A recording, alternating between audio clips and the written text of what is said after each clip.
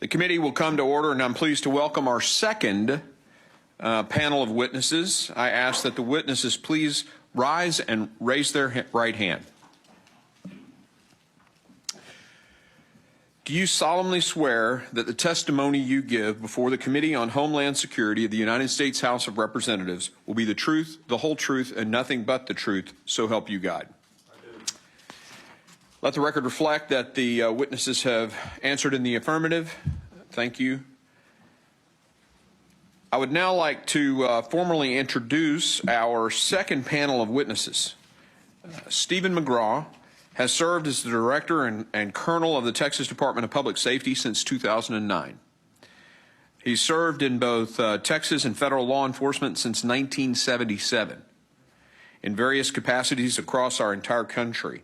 As frontline leader for a state that is among the most affected by the crisis at our southern border, Mr. McGraw's insights and expertise are invaluable. Brad Coe is Sheriff of Kinney County, Texas, a border county that has faced the very real effects of this crisis. Sheriff Coe has firsthand experience in encountering illegal aliens and protecting his community. We thank the Sheriff for making the drive over and look forward to hearing what he has to say today. And Chris Cabrera is the Vice President of the National Border Patrol Council, a labor union representing the Border Patrol agents and support personnel. Mr. Cabrera is an Army veteran, so that makes us brothers, and a current CBP agent, so he has firsthand knowledge of the scope of the threat before us here, as well as understanding of what our brave border personnel have to endure every day. I thank the witnesses for being here, and the witnesses' full statements will appear in the record. I now recognize Mr. McGraw to kick us off for 5 minutes to summarize his opening statement. You're recognized.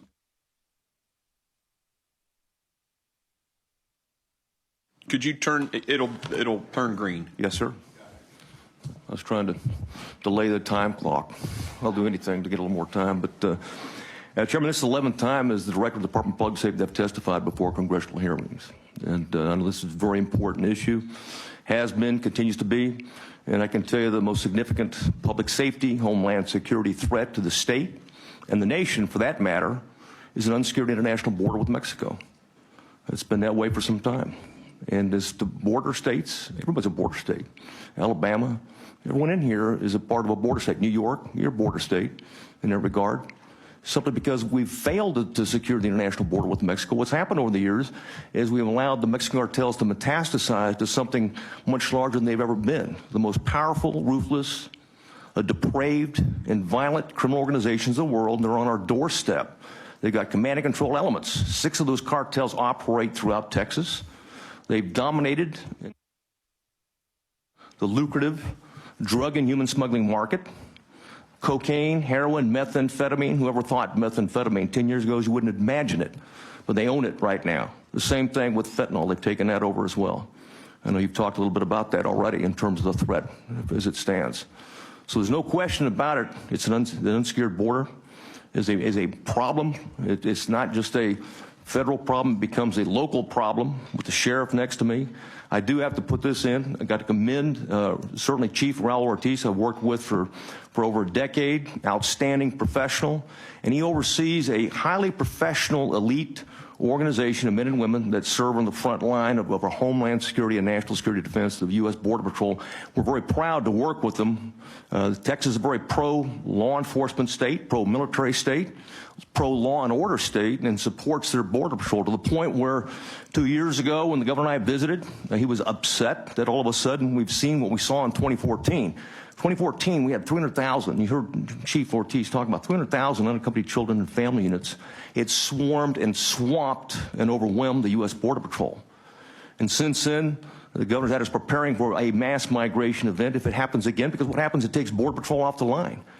So what do we have in 2021?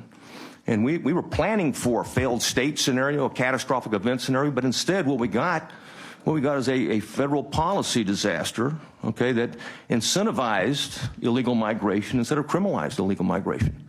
So it's not a matter of just in terms of consequences. It's you're actually rewarding people, and this is the greatest country in the world. And if you're going to reward them, and tell them, you come here, and we're going to give you a notice to disappear, that's what they're going to do. They're going to continue to come in droves. And the cartels have exploited it. They use social media. Okay, they use information warfare. They use all the military applications in terms of whether it's logistics, but command and control, information, operations, intelligence, and certainly the demonstration or use of or application of lethal force. And we talk about it's semantics in terms of terrorism. The governor designated the cartels as terrorist organizations because, in effect, that's what they are. I mean, how many Americans have they killed versus Al-Qaeda and ISIS and Sunni extremist groups? And they do it daily. And the most recent threat that is really disturbing from Texas, because the cartels have always been making money. Now they get to reap billions of dollars of money just from the human trafficking side. They extort on both sides of the border. And not to mention, okay, the Mexican cartels are collaborating with our gangs, these regional gangs, these state-based gangs, these transnational gangs, to support the criminal activities on both sides of the border. So it only makes it worse, okay? And not just a border issue, it becomes a statewide issue. It affects every community in the state. As it relates to fentanyl, is that it's not enough to make money from a polydrug cocktail, which they were doing. Now, because it's much more profitable, how about selling to our kids, our youth, and anybody, lookalikes of Oxycontin, Adderall, okay, Percocet, and almost identical. You can't tell the difference. Our scientists can't tell the difference. And when your own DEA administrator says that 6 out of 10 of those pills have a lethal dose of fentanyl of 2 milligrams, that's a concern. And yes, we have seen deaths, and they don't really care. Yeah, you'd think that they would, but they'd rather they can expand profits just in terms by increasing addiction in that regard. So now they've not just in terms of the overdose death, it's poisonings because it's a substitute. So, what's a state to do? And under Governor Greg Abbott, he launched Operation Lone Star over 2 years ago and deployed thousands of National Guard troopers, special agents that work for DPS, and certainly our Texas Rangers, our tactical teams, aircraft, tactical Marine unit. And the impact is always, felt first and foremost at the local level, with the sheriff and our local police departments in that regard, and found resources and worked with the legislature to get billions of dollars of Texas taxpayer dollars have been invested in doing everything we can to help Border Patrol perform their vitally important mission, and to detect, interdict transnational criminal activity between the ports of entry. I think that's my time, so I'll be quiet now, Mr. Chairman. Well, thank you. I should have asked this at the beginning. Do you prefer to be called director or colonel? But thank you for your... Those are two nice terms. I've been called much worse. Well, thanks for your opening statement. I'd now like to recognize Sheriff Coe for 5 minutes to summarize his opening statement. Thank you all for being here today. Like I said, my name is Brad Coe. I'm the Sheriff of Kinney County, Texas. I'm currently in my second term. Prior to this, I've spent 30 years with U.S. Border Patrol, all of which I spent my time in Kinney County. Kinney County has 16 miles of riverfront property with Mexico, and we are the 27th largest county in the state, but population-wise, we only have 3,200 people. I have 6 full-time deputies and 8 part-time deputies to cover the 1,300 square miles, which most of our time is spent close to town, leaving very little coverage for the rest of the county. Currently, we're under siege by illegal aliens and smugglers coming through the county, trying to get to destinations within the United States. With the current open door policy, Kinney County has seen a dramatic increase in illegal alien activity. The number of migrants seen on game cameras that I currently have deployed throughout the state, thanks to DPS, we're averaging between 160 and 180 people per night that are going through the county unchallenged. That comes out to roughly 60,000 people entered through my county this year. These are also considered godwise by Kinney County because we don't have the resources to go out and track and try to apprehend these people walking through the county. The damage to fences, water lines, and structures has ranchers spending more than they can afford to keep their properties up and running. The loss of the ability to grow crops is also a huge issue. Large groups of people walking through the property, creating trails, kills the grass that the livestock, the sheep, the goats, and the cattle depend on for survival. Our game ranches, we have exotic game ranches where you can hunt animals year-round. And some of these hunts will cost you anywhere between on the high end, on the $40,000 to $80,000 per animal. With the number of illegal aliens walking through the county, it's making it more and more difficult for the hunters to be successful paying these large fees to get the animal of their choice. If we lose them, I lose the county. On the smuggling aspect, we have six roads that lead directly away from the border, and 2 others that circumvent the Border Patrol checkpoint in Uvalde County just east of us. These highways have seen an unprecedented increase in human smuggling activity. For calendar year 2022, which was last year, Kenny County deputies apprehended 741 human smugglers, and we filed over 3,000 felony cases against these smugglers. That's a huge increase from calendar year 2021, when we apprehended 169 human smugglers. We are currently on track right now to exceed 900 smugglers for the year. In February alone, the shortest month of the year, we did 95 smugglers. With the increase in human smuggling, increased the chances of vehicle pursuits and bailouts. The number of pursuits increased with the human smuggling apprehensions. These increases the risk of traffic accidents, death, and damages to property. With the increase in pursuits that result in traffic accidents, puts a huge strain on our community resources. Kenny County only has 1 EMS crew on duty at any given time. Our first responders for the fire department are all volunteer. We had an accident earlier in the year. Well, actually, it was in December. It was a pursuit. The vehicle tried to avoid this being spiked, lost control of the vehicle, killed 3, including the driver, plus 3 others critically injured. We had to borrow resources from another county to handle that situation. Our EMS crews were completely tied up, which took them away from their regular duties of servicing the county.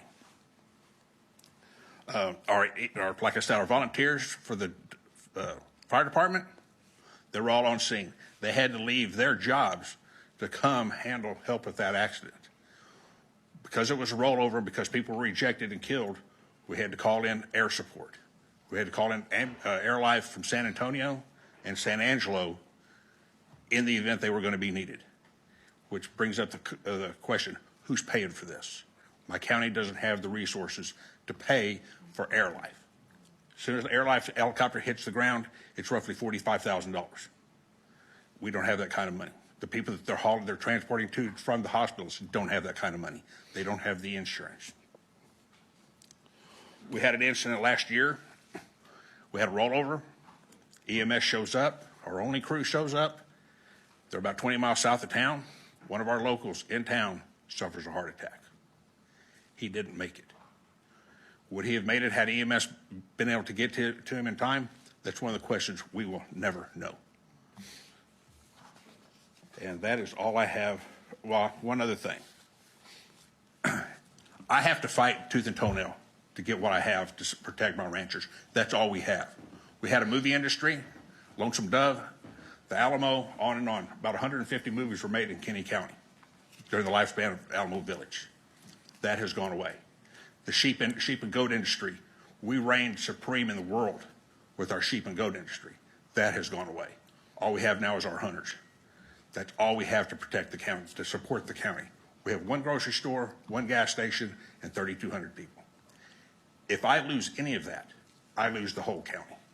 And I will go to my grave fighting for this to keep my county as safe as I can. Thank you. Thank you, Sheriff. I really appreciate your testimony. I now recognize Mr. Cabrera for 5 minutes to summarize his opening statement. Good morning, Chairman Green. Thank you for providing me the opportunity to testify on behalf of the National Border Patrol Council. The NBPC represents 16,000 frontline agents of the Border Patrol. My name is Chris Cabrera. I joined the Border Patrol in 2001 after serving 4 years in the U.S. Army as a paratrooper. I spent my entire Border Patrol career here in the Rio Grande Valley sector of Texas. In fiscal year 2022, the Border Patrol made an unprecedented 2.2 million apprehensions. This figure is approximately 5 times the number of apprehensions made in the last year of the Trump administration. It's a clear sign of how the border policies of this administration are failing. Approximately half of the individuals we arrested last year were expelled under Title 42, As you know, this authority will cease after May of this year. And what happened to the other million that were not expelled? The vast majority were released into this country under either a notice to appear or paroled. In addition to apprehensions we made, there were well over 1.2 million confirmed illegal immigrants that evaded capture in the last 2 years. They got away simply because we didn't have enough manpower to apprehend them. To put this in perspective, the Rio Grande Valley is approximately 1.3 million people in the population. We had almost the entire population of this region escape, just walk right into this country last year. If this isn't the definition of a problem, I don't know what is. If we are going to address this chaos on the border, we need two things. First and foremost, we must end catch and release. Winston Churchill once famously said that Americans always do the right thing, only after they have tried everything else. When it comes to catch and release, I believe that Winston Churchill was right. First time I testified before Congress was before the Senate Homeland Security in 2015. I told the Senate then, and I will tell you today, as long as we continue to release illegal immigrants into this country, they will continue to come. It's that simple. Ending catch and release not only makes common sense, it's the law. Section 235B of the Immigration and Nationality Act requires Homeland Security to detain all migrants apprehended entering illegally. Homeland Security may, and I emphasize may, parole individuals on a case-by-case basis for humanitarian reasons or significant public benefit. That's not what the Biden administration has been doing this past 2 years. A federal judge just vacated the administration's parole policy, which is a catch and release by a different name. The second issue is Congress's responsibility. And you need to resource the Border Patrol to accomplish our mission of securing this border. Border Patrol staffing hovers around 19,300 agents. The Tucson sector chief just recently testified before a House Oversight Committee that the Border Patrol needs 22,000 agents to deal with this current crisis. Increasing our net manpower by 2,700 agents is going to take tremendous effort that will require us to do two things simultaneously. First, we need to keep the agencies we already have, and we need to recruit more agents. It sounds like a simple problem. Our Border Patrol attrition rate is 6.9%, which is 72% higher than the Office of Field Operations. The bad news is that our attrition rate is expected to climb over 9% by 2028. The primary reason we cannot retain and recruit agents is a lack of pay parity with other federal law enforcement agencies. I have spent most of my life protecting this country, whether it be for the Army or the 21 years I've spent in the Border Patrol. I've told my wife that you don't join the service to get rich. However, if I were to leave for another agency, I'd probably make about $15,000 more. For many agents with young families that come from different parts of the country, it's a no-brainer for them. So they leave as soon as they get here. It's simple for them. If we continue to hemorrhage personnel, there's no way we're going to secure this border. We spent billions on aircraft, on technology, on fencing, and that's great. We appreciate all of that stuff that you guys have given us. However, we have not sufficiently invested in our agents, which is the most important element in border security. Last Congress, Senators Portman, Sinema, and Lankford introduced S 4775, which has a provision, Section 4, to address our recruitment and retention issues. I know the committee is working on comprehensive legislation to address this crisis, and I appreciate your effort and the fact that you came all the way down here to have this hearing that we need. Now that you know what we need, I respectfully ask that you take action, and that action must include addressing our retention and recruitment issues. Thank you for the opportunity to testify, and I will gladly answer any questions you may have. The gentleman, I want to thank all three of you for being here. I really appreciate it. I want to ask the members that they'll be recognized, or tell the members they'll be recognized in order of seniority, as typical for our committee for questioning. If there is time for an additional round, we may allow that to happen. And again, we'll be recognized in order of seniority. I now recognize myself for my 5 minutes questioning. Mr. Cabrera, and is that Cabrera, or how, I want to make sure I'm pronouncing your name correctly. Cabrera is fine. Cabrera, okay. Could you briefly talk about how the Border Patrol agents have been affected by the border crisis physically and mentally? You know, physically, it's been a rough patch for us these last few years. We lost many agents to COVID. We lost quite a few to COVID. We've had a couple officer-involved deaths with just recently in December, we lost an agent to a vehicle accident. On top of that, suicides. Border Patrol, I think, lost 17 people in the last year. Put that in perspective, NYPD has 35,000 officers, I believe, more or less, and they lost 4. So it is a big issue. We see a lot of stuff out there that the average person doesn't see. I think that what hits folks hardest is what happens with the children we see. We see a lot of young kids coming across 3, 4, 5 years old, 7 years old that are unaccompanied. Their parents are already here in the United States and they send them by themselves. And who knows about the hundreds, if not thousands more that never make it through.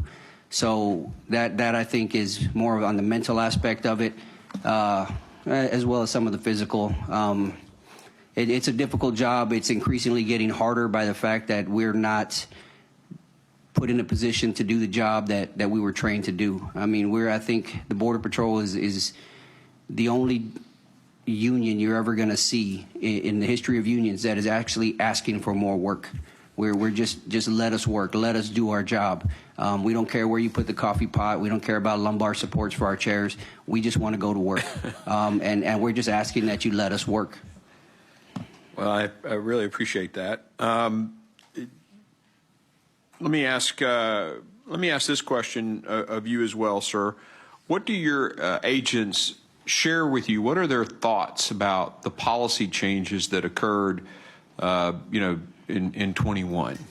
The morale is down. The morale is down significantly. If you look at our numbers now versus our numbers 2 years ago, you'll see that the numbers are lopsided. Most of our agents are frustrated with the job. They're frustrated with the fact that we're babysitters. Maybe 30 to 40% of our agents actually get out to the field on any given day, and then a lot of times they get called back in to process or transport somebody. So the real bad guys, the smugglers, the ones that are harming people, the people that are bringing in drugs into this country or trafficking in humans or kids, they're getting away, and that affects the agents in their desire to do their job. And let's face it, if you have a young kid, say, that comes from Charlotte, North Carolina, and he joins the Border Patrol, and his wife comes down, say they go to Big Bend, and it's 2.5 hours to get to a Walmart, much less a hospital. The wife can't find a job because she can't speak Spanish. And then ICE comes around and says, hey, we'll give you more pay Monday through Friday, weekends and holidays off, and we'll get you back home. Of course they're going to jump ship. So we're not only losing seasoned agents, we're losing brand new agents. So there's no way we're going to catch up with that. Let me ask Director McGraw a quick question. How much is DPS spending per month for border security, and how much was DPS spending before January 21? Well, the state legislature and the government have invested a lot of money over the years, and certainly $800 million in the Department of Public Safety alone.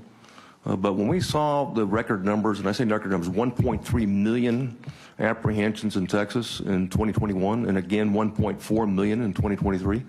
The governor and legislature has dedicated billions of dollars now. So when we do these intensified operations and we continue to send troops down and conduct these around-the-clock operations, they're threefold of what they were before.